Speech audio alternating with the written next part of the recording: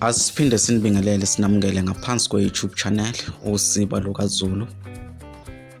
Kwisifundo sethu namhlanje sizobheka umqondo wenkondlo esiwuthola uma ngabe sihluza isakhiwo sangaphakathi. Ake sihambe-ke sibheke ukuthi umqondo wenkondlo uyini. Umqondo wenkondlo singawuchaza njengomqondo oqukethwe inkondlo noma lokhu inkondlo ekhuluma ngakho. Uma sikhuluma ngomqondo-ke wenkondlo sisuke sibheke ukuthi inkondlo ikhuluma ngani noma imuphi umqondo oqukethwe inkondlo noma umlayezo inkondlo ezama ukundlulisa.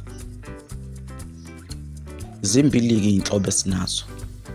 Sinomqondo osobala siphinde sibe nomqondo ocashile. Inkondlo-ke ingaba nomqondo osobala noma ocashile okanye ibe nayo yomibili. Ake sihambe-ke sibheke umqondo osobala. Umqondo osobala-ke ilowo owuthola uma uyifunda inkondlo. Lokho kushiwo inkondlo ngesikhathi uyifunda okokuqala.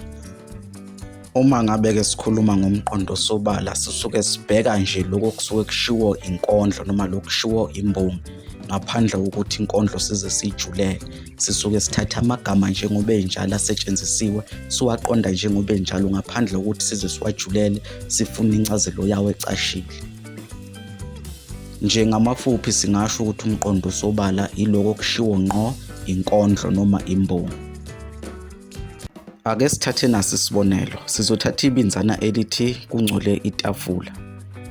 Lokho ngokomqondo osobala nje kusho ukuthi itafula lingcolile. Mhlawumbe aligeziwe noma mhlawumbe kunezinto elizenza libukeke lingcolile. Kodwa uma ngabe soyijulela leli binzana mhlawumbe lingasho ukuthi mhlawumbe kunotshwala obuningi lapho noma mhlawumbe kuyaphuzwa. Ake sihambe-ke sibheke umqondo ocashile. Umqondo ocashile wona singawuchaza njengomlayezo ojulile noma ofihlekile oqukethwe inkondlo kumele uhlaziye inkondlo ukuze uwuthole. Uma ngabe sikhuluma-ke ngomqondo ocashile sisuke sibheka noma sijulela inkondlo ukuthi imbongi mhlawumbe ukusebenzisa amagama athize ebeyizama ukusho ukuthini. Sisuke sesiyijulele inkondlo sesithatha amagama asetshenziswe imbongi siwajulele sibheke incazelo ecashile yalawo magama asuke esetshenzisiwe ukuze sikwazi ukuthola umqondo ocashile.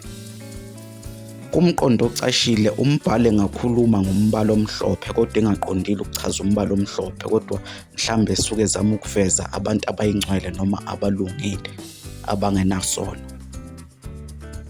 Umqondo ocashile-ke wona siwuthola ngokulandela amagama asetshenziswe imbongi kanye nolimi olujulile okungaba imifanekiso omqondo, izaga, izisho, izifenqo njalo njalo.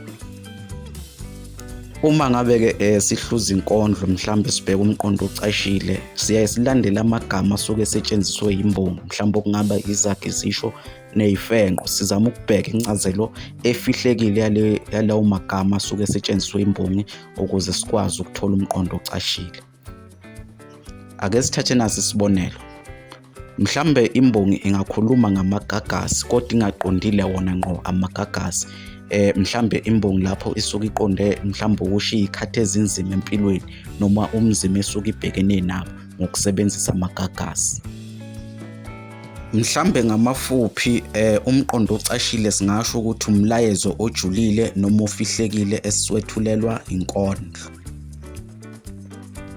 Umbukiso wethu namhlanje sizobamba khona lapha. Asiphinde sixenxe ukuthi usubscribe ngaphansi kwe-YouTube channel.